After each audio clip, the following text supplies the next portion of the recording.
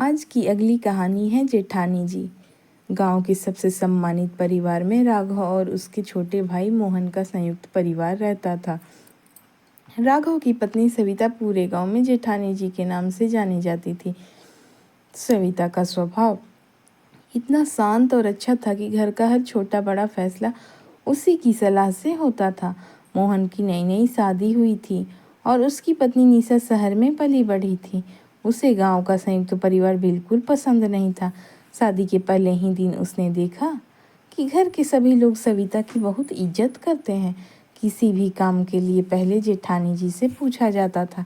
यही बात निशा के मन में चुभ गई। उसने मन ही मन ठान लिया कि एक दिन इस घर में सबसे ज़्यादा इज्जत उसी की होगी। शुरुआत में निशा मीठा बोलती रही, लेकिन धीरे धीरे उसने छोटी छोटी बातों पर घर के लोगों के कान भरने शुरू कर दिए। कभी सास से कहती कि जेठानी जी सारे पैसे अपने पास रखती है, कभी देवर से कहती कि बड़े भैया सिर्फ अपनी पत्नी की सुनते हैं। धीरे धीरे घर का माहौल बदलने लगा। सविता सब समझती थी, लेकिन परिवार टूटने के डर से हमेशा चुप रहती थी। एक दिन गांव में बाढ़ आ गई, खेतों की फसल बर्बाद हो गई और घर की आर्थिक हालत बिगड़ने लगी। उस समय सविता ने बिना किसी को बताए अपने मायके से मिले सारे गहने बेच दिए और उस पैसे से घर का कर्ज चुका दिया। उसने किसी को यह बात नहीं बताई। सभी को लगा कि राघव ने कहीं से उधार लेकर घर बचा लिया। उधर निशा को लगा कि जरूर जेठानी जी ने कहीं पैसे छिपा रखे हैं। लालच उसके मन में और बढ़ गया। उसने मोहन को समझाया कि अगर अलग हो जाएं तो संपत्ति का आधा हिस्सा मिल जाएगा। मोहन पहले तैयार नहीं हुआ, लेकिन रोज रोज की बातों से उसका मन भी बदलने लगा। एक दिन पंचायत बैठी और संपत्ति बांटने की बात होने लगी। सविता ने सबके सामने कहा कि अगर अलग होने से सब खुश रहेंगे तो उसे कोई आपत्ति नहीं है। उसकी यह बात सुनकर गांव वाले भी हैरान रह गए, लेकिन किसी को यह नहीं पता था कि सविता ने इस घर के लिए कितना बड़ा त्याग किया है। उसी रात सविता ने भगवान के सामने हाथ जोड़कर बस एक ही प्रार्थना की कि चाहे उसका नाम मिट जाए, लेकिन परिवार कभी बिखरे नहीं। तभी दरवाजे पर किसी ने जोर से दस्तक दी। आधी रात को आए उस अनजान व्यक्ति को देखकर सविता का चेहरा एकदम सफ़ेद पड़ गया, क्योंकि वह आदमी उसके अतीत का ऐसा राज जानता था जो अगर घर वालों के सामने आ जाता तो पूरे परिवार की नींव हिल सकती थी। सविता ने जैसे ही दरवाज़ा खोला, उसके सामने खड़ा आदमी बोला, पहचाना मुझे जेठानी जी? सविता की आंखों में डर साफ दिखाई देने लगा। वह आदमी रमेश था, जो कई साल पहले उसी गांव में मजदूरी करता था और फिर अचानक कहीं चला गया था। सविता उसे घर के पीछे वाले आंगन में ले गई और धीमी आवाज़ में बोली, इतने साल बाद यहाँ क्यों आए हो?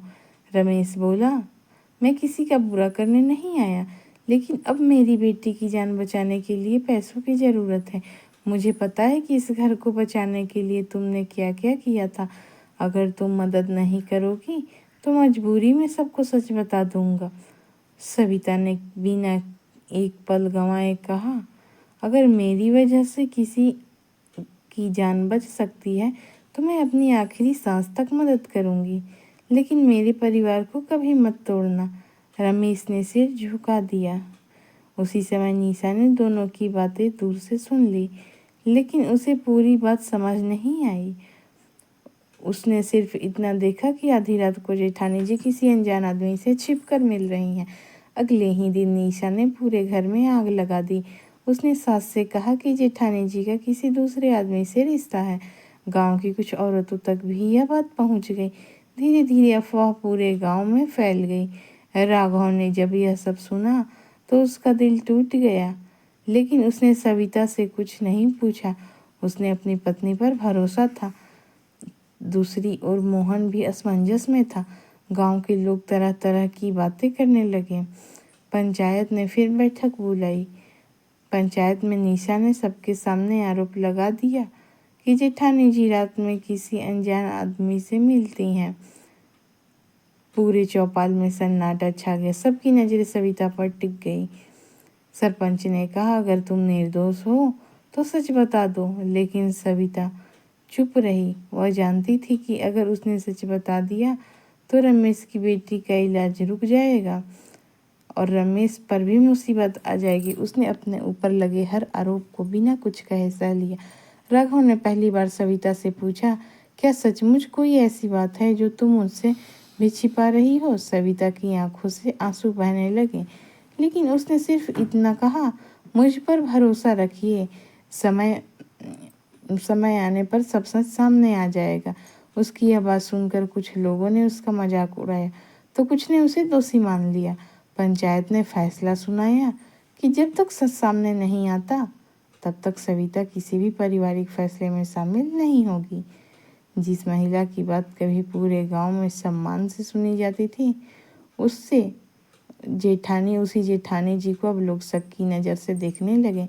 निशा को लगा कि आखिरकार उसने अपनी जीत हासिल कर ली है, लेकिन उसे नहीं पता था कि उसी शाम गांव में एक ऐसी खबर आने वाली है जो उसकी पूरी दुनिया हिला देगी। रमेश की बेटी की तबीयत अचानक और बिगड़ गई थी और अस्पताल में डॉक्टर ने एक ऐसा सच बता दिया जिसे सुनकर रमेश सीधा गांव की पंचायत की ओर भागा। पंचायत अभी चल ही रही थी कि तभी रमेश हांफता हुआ वहां पहुंचा। उसके कपड़े अस्त व्यस्त थे और आंखों से लगातार आंसू बह रहे थे। उसने आते ही सरपंच के सामने हाथ जोड़ दिए और ऊंची आवाज में कहा, रुक जाइए, जेठानी जी पर एक भी इल्जाम मत लगाइए। इस गांव में अगर सबसे बड़ा दिल किसी का है तो इनका है। पूरे चौपाल में सन्नाटा छा गया। निशा के चेहरे का रंग उड़ गया। सरपंच ने रमेश से पूछा, साफ साफ बताओ, सच क्या है? रमेश ने कांपती आवाज में कहना शुरू किया, कई साल पहले मेरी पत्नी को अचानक खून की जरूरत थी। मेरे पास पैसे नहीं थे, कोई मदद करने वाला नहीं था। उसी समय जेठानी जी ने अपने सारे गहने बेच दी और मेरी पत्नी का इलाज कराया। मेरी पत्नी तो नहीं बच सकी, लेकिन उन्होंने मेरी छोटी बेटी को पढ़ाया लिखाया, उसका खर्च उठाया और मुझसे सिर्फ एक वादा लिया कि जब तक जरूरी ना हो मैं किसी को यह बात नहीं बताऊंगा, क्योंकि उन्हें डर था कि परिवार वाले नाराज़ होंगे कि उन्होंने घर के गहने किसी और पर खर्च कर दिए। सब यह सुनते ही पूरे गांव की आंखें नम हो गई।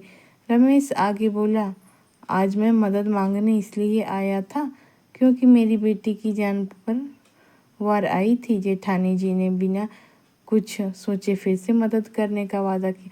उन्होंने अपने ऊपर लगे झूठे आरोप भी इसलिए सह लिए ताकि मेरी मजबूरी किसी तमाशे में न बदल जाए।